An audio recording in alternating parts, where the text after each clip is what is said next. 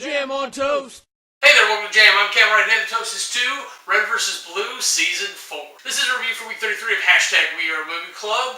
This week was my pick. So the short sell on this one is that the teams reacclimate to Blood Gulch while trying to deal with the busyness of the Xenos Prophecy. My love for this one is we get back to a little bit of O'Malley body jumping. Seeing the mean versions of people is actually pretty interesting, and there's one huge one that sets up for like way later in the series, but we'll get there. Once again, my hate is Vic Jr., the stupidest idea for a character ever.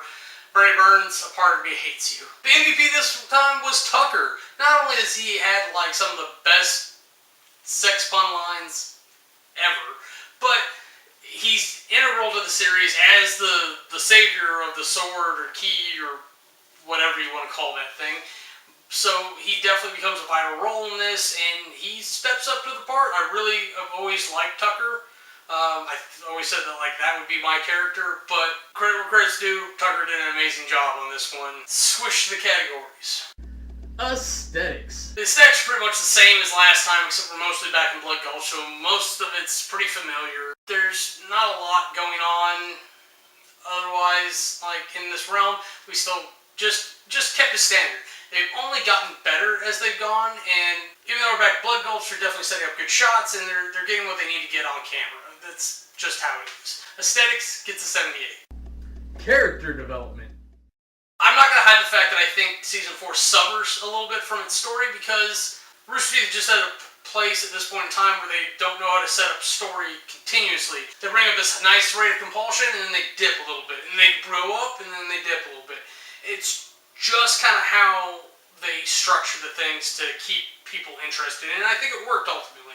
But for Season 4, I don't think there's a lot going on in the characters, and they're dealing mostly with the story, not concentrating on getting the characters anywhere, other than Tucker maybe dealing with his issues. Yeah, that's pretty much it. Character development gets an 82. Storyline.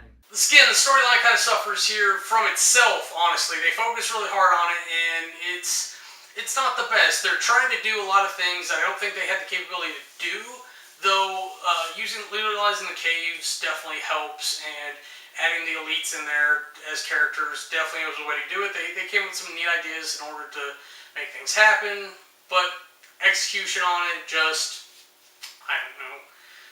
It just didn't feel as strong as it could be. Storyline gets an 82. Compulsion. Out of the Blood Gulch Chronicles, Season 2 and 4 are not particularly my favorites, so I just gotta be honest about that. It's not nearly as funny as the third one was, but it does a similar dip that did in Season 2, so I'm okay with that. It's still good stuff, it's just not the hilarity that the Seasons 1 and 3 were. Compulsion gets an 88. So if you total all that up, you get an average of 82.5.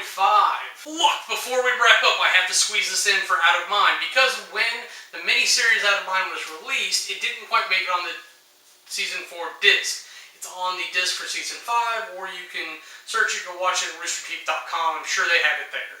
They've got pretty much all their videos up there if you want to watch them episode by episode, but I do encourage you to buy their product, because it's definitely worth it. Real quick, you might be wondering what Tex was up to there.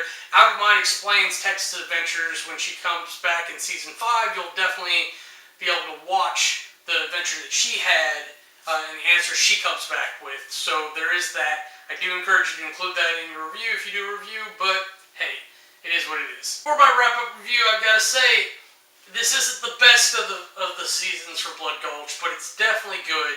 It's definitely worth the time to watch. Rooster Teeth needed something. Honestly, they probably needed Monty, but they didn't even know about him then, and there's no way nobody knew that's what they needed.